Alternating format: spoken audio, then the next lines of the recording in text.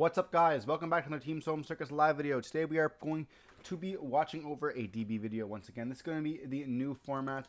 We're going to be seeing the player on down here going first. We do see 40 versus 40, pretty consistent. We do see Memento here, starting off with a copy of Fabled Lurie. So playing the Feastsmith stuff, playing a heavier package of the Feastsmith, not just the one engraver.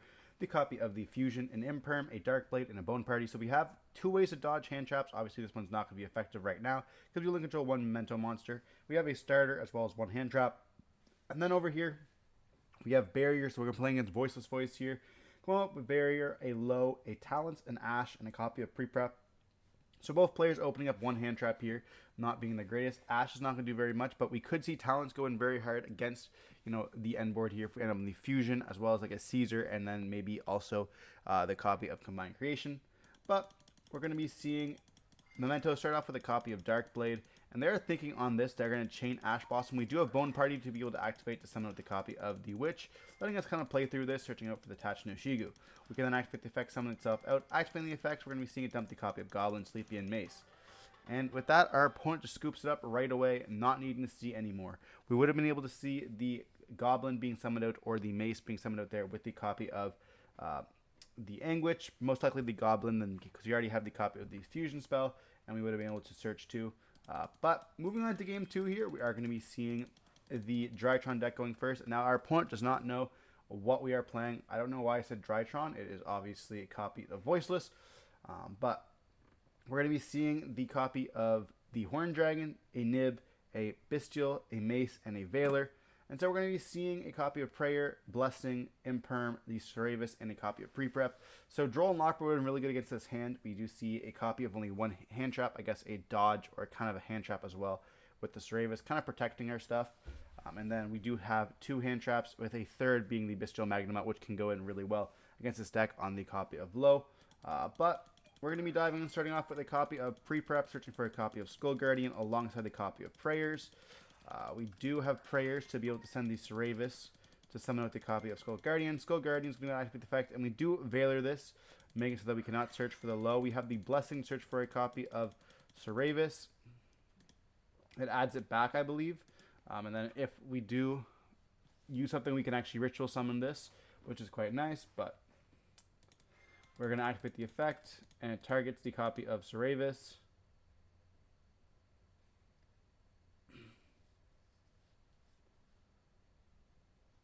Banished. Yeah, you can't add it back. It's not a... So yeah, we're going to add back the spell there because it's not a Voiceless Voice. We set 2, and then we go end phase on the Ceravis, banishing. That's going to let us also search with the Magnamut.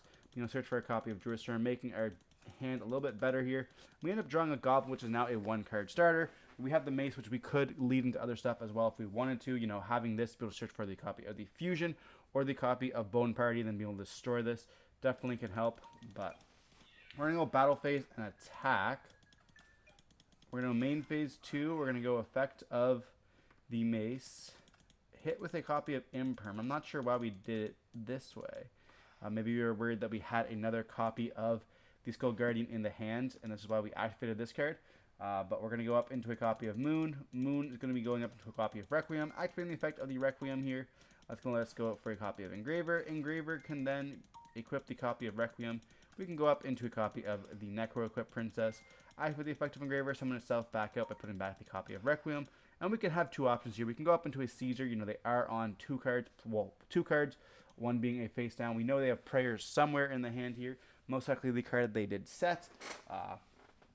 And then, we are going to be able to play. We have a Bestial as well, being able to hit anything that we really want to. They don't have a monster on the field, so we're not going to be really trying to smoke them.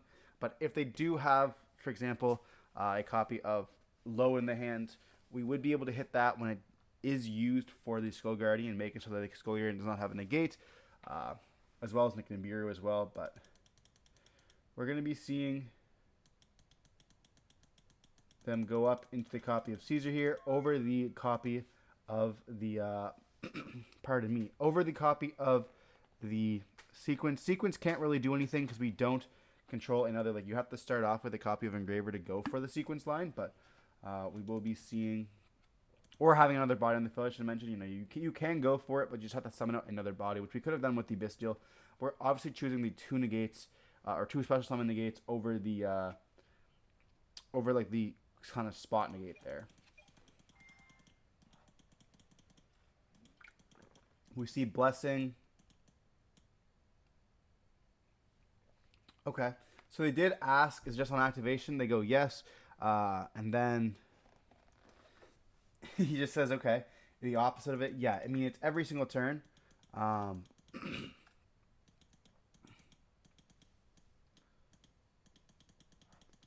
so it adds it back here. They would have SP'd. I don't think it matters because it adds back from Banish.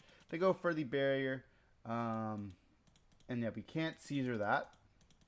It just adds, but we're going to add the copy of Saphira here. And then we can activate the effect of... We're going to add the low. Okay, yeah. I don't know how I feel about that. You definitely added the card, then send it to the graveyard. I kind of feel like that's definitely a, use. They probably forgot they had double prayers there. I don't know if that's really a misclick, but we're going to see a low being special or being normal here, placing the barrier where they're going to activate the effect of prayer. We do negate that. They do go the effect of prayers to put back and summon the copy of Ceravis, the main monster. We are back to playing this. I don't know if I would agree with that. And they're going to go prayers once again. They Caesar negate that as well. We're going to go Ceravis, bounce back, summon the copy of Skull Guardian. And now we can go battle phase and attack over it. We do have a bunch of bodies. We have negate now as well, which is important. But they're going to go attack. They just pass turn on this. And they're going to take a second to read the copy of the Skull Guardian. Or most likely the trap, actually. So we can't target anything anymore on the field. No imperm, stuff like that. We have not summoned 5 times. We had 1 summon, 2 summon, 3 summon there. So not enough. We're going to normal summon with the copy of Goblin. Activating the effect. They do chain the copy of Skull Guardian. And that's going to be fine here. We activate the effect of the fusion spell. Putting back, all 3 go for the combined creation. And we're going to activate the effect here. They're going to chain the copy of Blessing to summon, yeah, most likely using the low here. Then we dump. Low will then activate the effect, summon itself out.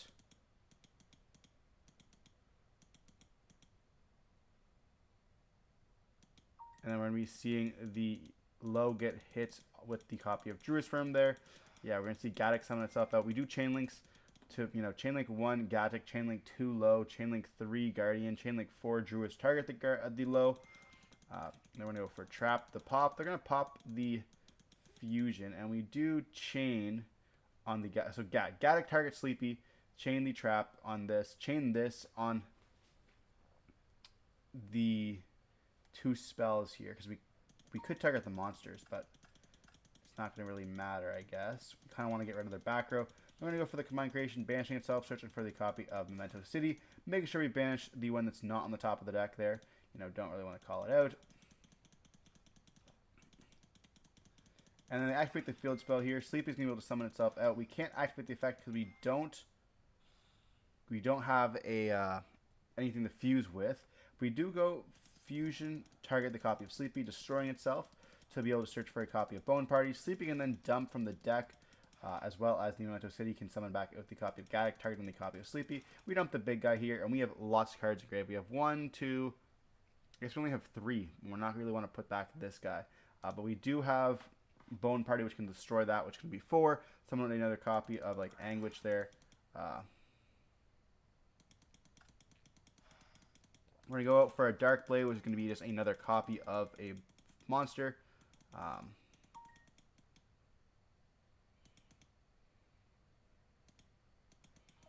And so we see us go for the Anguish. Anguish can activate the effect, searching for the copy of the attached no Shigu. And we're going to be putting back to summon the copy of Engraver. We're going to link away for a copy of IP. This gives us now 5 bodies to be able to put back. 1, 2, 3, 4, and 5. We want to leave this in the graveyard to be able to summon it off the copy of the combined creation.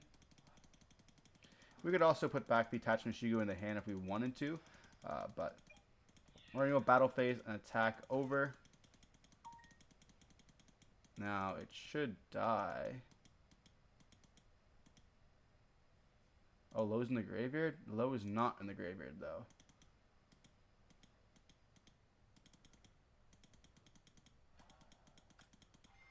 We see Prayer is going to activate the effect. Or, it can't activate the effect. How come? Prayers. Manage to try to add, especially once the Raven's green from your hand or deck, ignoring. Oh, it's not a card effect. Yeah. This is an attack. Okay. We're going to be seeing the guy attacking this one. It can't be destroyed by battle, so it's going to stay on the field. We do then go up into a copy of SP. SP is going to be banishing the copy of the Skull Guardian and the Prayers in the Graveyard. Then end phase, we're going to set the Bone Party. And we should just pass turn on this. So, it doesn't look like that much of a board, but we have a copy of SP. We have this whenever they summon back a body, we're going to be able to summon it with the copy of the Creation King here, being able to be additional pop.